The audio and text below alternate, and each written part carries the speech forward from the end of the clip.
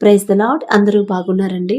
ప్రతిరోజు మనం ఏదో ఒక విషయం, ఏదో ఒక టాపిక్, ఏదో ఒక వాక్యం తీసుకొని ఆ ప్రకారంగా మనం ఎలా ప్రార్థన చేయాలి, లేదా ఏదైనా గద్దింపు హెచ్చరిక వస్తే మనల్ని మనం ఎలా సరిచేసుకోవాలి, పరిశీలన చేసుకొని జాగ్రత్త పడాలి. ఏదైనా విషయంలో జారిపోతున్నామా తండ్రి సరి చేసుకోమని చెప్తున్నాడు. ఇట్లా ప్రతి విషయం కూడా మాట్లాడుకుంటానే ఉన్నాం కదా, వీడియోలు పెడుతున్నాము. ఖచ్చితంగా చూడండి. ఎందుకంటే ఒక మాట తండ్రి దగ్గర నుంచి వచ్చింది అంటే అది నా సొంత మాటలైతే కాదండి. అట్లా ప్రతి విషయంలో కూడా జాగ్రత్తగా ఉండడం అలవాటు చేశాడు తండ్రి. ఇప్పుడు ప్రశాంతంగా ఉన్నాం, సంతోషంగా ఉన్నాం, సమృద్ధిగా తండ్రి ఇస్తున్నాడు. అదే సమృద్ధి, అదే ఆశీర్వాదం మీకు, మీ కుటుంబాలకి అందరికీ రావాలన్నదే నా ఆశ. అందుకే తండ్రి ఇచ్చిన ఆలోచన నా సొంత ఆలోచన అనుకోవద్దు. అందరూ చెప్తున్నారులే, అందరూ చెప్పేదేలే అని అలా తేలిగ్గా తీసుకోవచ్చు వద్దు. ఎందుకంటే దేవుడి నుంచి ఒక హెచ్చరిక వచ్చిందంటే మన మీద తండ్రి దృష్టి పెట్టాడు అని అర్థం. సరి చేసుకోమని చెప్తున్నాడు అంటే మనం జారిపోతున్నామని అర్థం. ఏదైనా సమస్య వచ్చింది, ఆ సమస్య ప్రార్థనలో పెట్టాం, జవాబు రావట్లేదు అంటే మనకి అడగడం తెలియట్లేదు అని అర్థం. ఎలా అడగాలో, ఏ సమస్యకి ఎలా ప్రార్థన చేయాలో మనందరికీ తెలియదు. కానీ తండ్రి మన మీద శ్రద్ధ పెట్టి, అయ్యో నా బిడ్డలకి అవసరత అయితే ఉంది, అది ఎలా నా ముందు పెట్టాలో, నాతో ఎలా చెప్పాలో తెలియట్లేదని అది కూడా తండ్రి మనకు నేర్పిస్తున్నాడు. నాకు అలవాటు చేశాడు దేవుని కృపను బట్టి. మీకన్నా నేను భక్తి గలదాన్ని కాదండి. దేవుని కృపను బట్టి నేర్పించాడు. నేను నేర్చుకున్న తండ్రి మీకు ఇస్తున్నాను, మీకు చెప్తున్నాను. తగ్గింపు ప్రార్థన ఎలా చేయాలి ఒక సమస్య వచ్చినప్పుడు.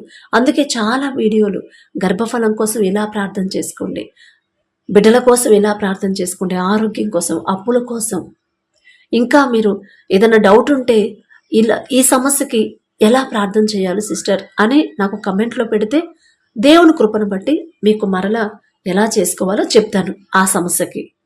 అలాగే నిన్న కూడా జ్ఞానవంతురాలు తన ఇల్లు కట్టును అని తండ్రి చెప్పాడు.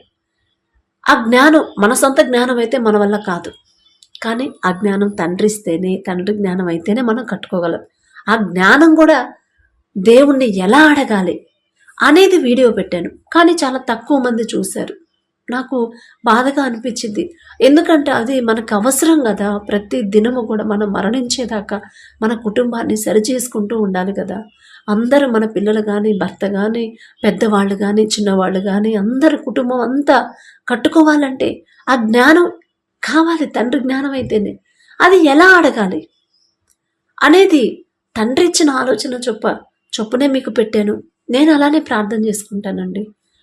వాక్యం పట్టుకొని ఎలా ప్రార్థన చేసుకుంటే నేను ఇప్పుడు మీకు పెట్టిన వీడియోలో అలాగే ప్రార్థన చేసుకున్నాను. తండ్రి కుటుంబాన్ని కట్టుకునే జ్ఞానం నాకు ఇచ్చాడు. సరే, ఇదంతా పక్కన పెడితే ఇప్పుడు ఈ వీడియోలో చెప్పాలనుకున్నది ఏంటంటే, మనం ప్రతిరోజు ప్రార్థన చేస్తున్నాం కదా. అయితే కొంతమందికి తొందరగా జవాబు వస్తుంది, కొంతమందికి కొంచెం టైం పడుతుంది, కొంతమందికి ఎప్పటి నుంచో చాలా సంవత్సరాల నుంచి ప్రార్థన చేస్తున్నారు, అయినా కూడా జవాబు రావట్లేదు. ఎందుకంటే ఆలస్యం ఎందుకు అవుతుందంటే ఇంకా మనం సరవ్వాల్సిందే, ఇంకా మనకి ఓర్పు సహనం అలవాటు అవ్వాలన్నదే దేవుని సంకల్పం. అయితే ఎప్పుడైనా ప్రార్థన చేసిన తర్వాత మీకు ఈ ఆలోచన వచ్చిందా? నేను ప్రార్థన చేశాను, నా సమస్య దేవుని దగ్గర పెట్టాను, ఆ ప్రార్థనకి జవాబు వచ్చిద్దా రాదా?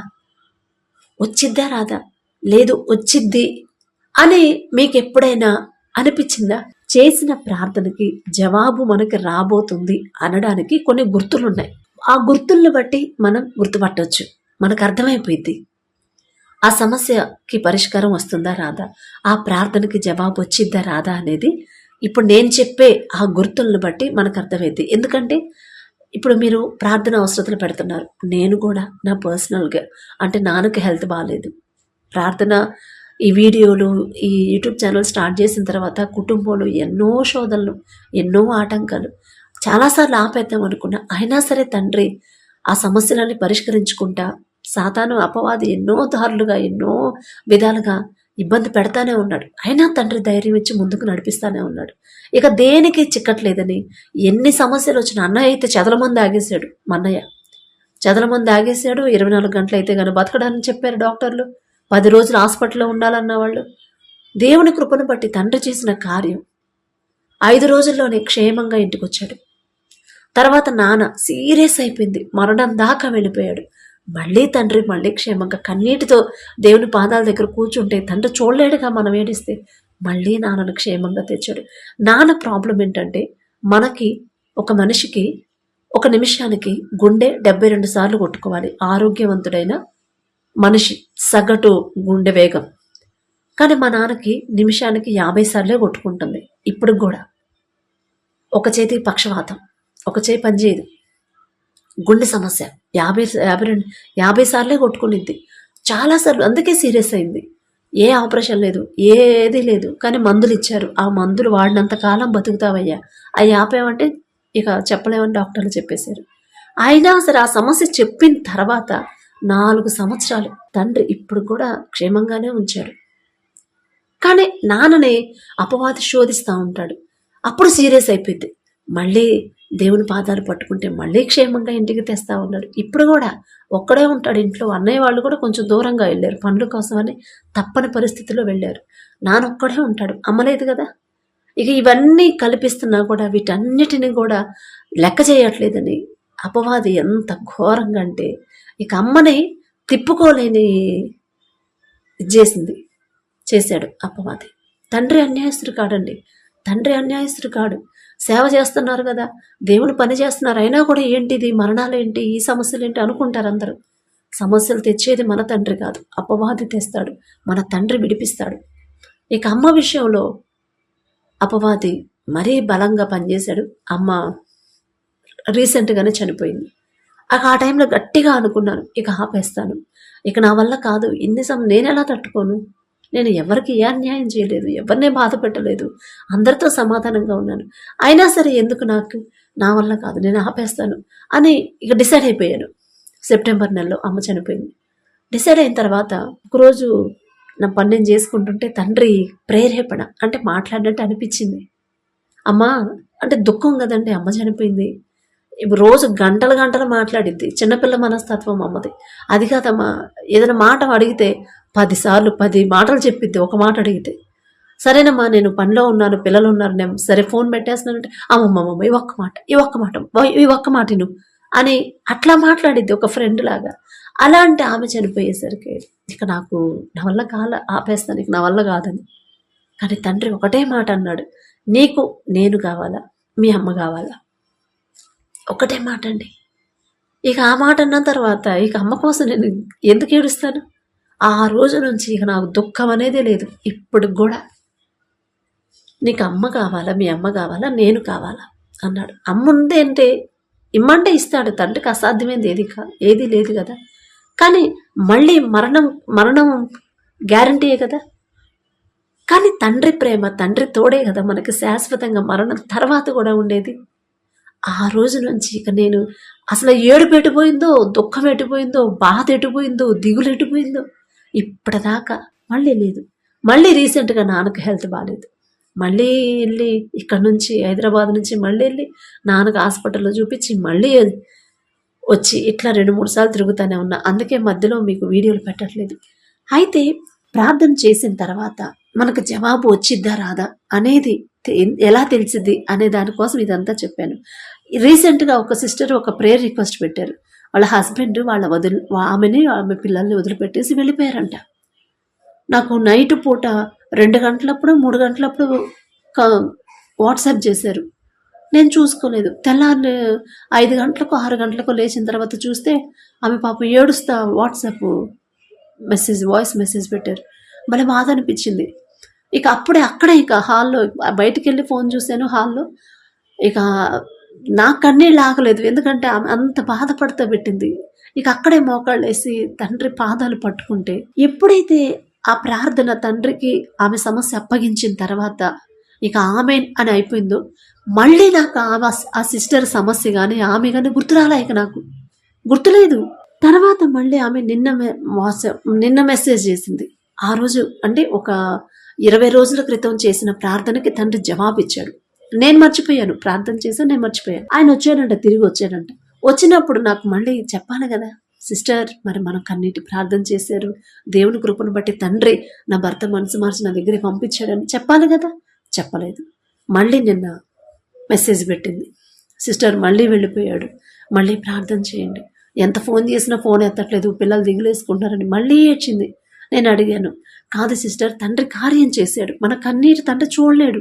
నాకు తెలుసు తండ్రి జవాబు వచ్చింది. ఎందుకంటే ఒక సమస్య తండ్రి పాదాల దగ్గర పెట్టిన తర్వాత ఆ ప్రార్థన, ఆ సమస్య గురించి మనకి ఇక ఆలోచన లేదు అంటే ఆ సమస్యకి, ఆ ప్రార్థనకి జవాబు రాబోతుంది అని అర్థం. మీరు గుర్తుపెట్టుకోండి, ఒక సమస్య దేవుని పాదాల దగ్గర పెట్టారు, మీరు వ్యక్తిగతంగా ప్రార్థన చేసుకునేటప్పుడైనా పెట్టిన తర్వాత ఆమేన్ అని ప్రార్థనలో లేచిన తర్వాత మళ్ళీ ఆ సమస్య గురించి ఆలోచన కానీ, మళ్ళీ బాధ కానీ, ఆ సమస్య గురించి దిగులు కానీ ఇక మీకు రాలేదు అంటే ఖచ్చితంగా ఆ సమస్యకి పరిష్కారం, ఆ ప్రార్థనకి తండ్రి జవాబు పంపిస్తున్నాడు అని అర్థం. ఇదే గుర్తు.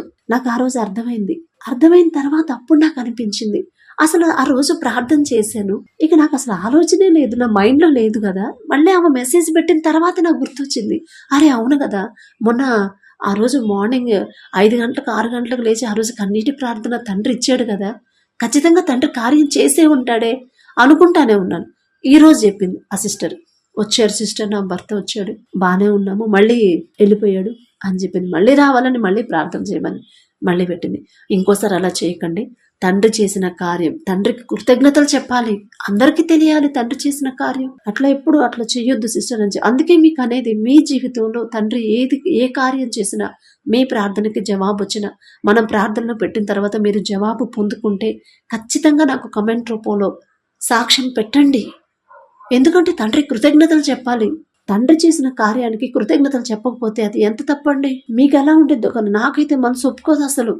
తండ్రి చేసిన కార్యం, తండ్రి చేసిన సహాయం, తండ్రి ఎంత మన మీద జాలిపడి మన కన్నీరు ఏడవడం తండ్రికి చూడలేడు అసలు.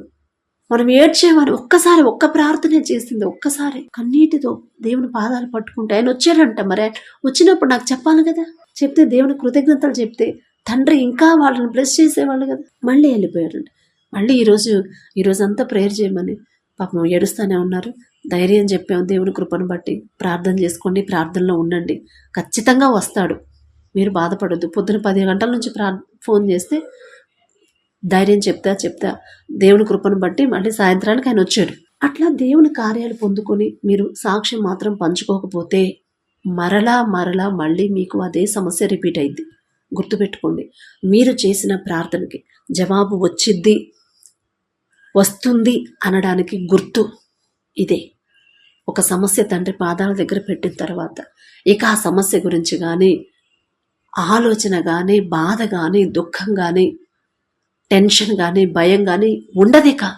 అసలు మన మైండ్లోకే రాదు. నేను దేని గురించి ప్రార్థన చేస్తామో కూడా మనం మర్చిపోతాం.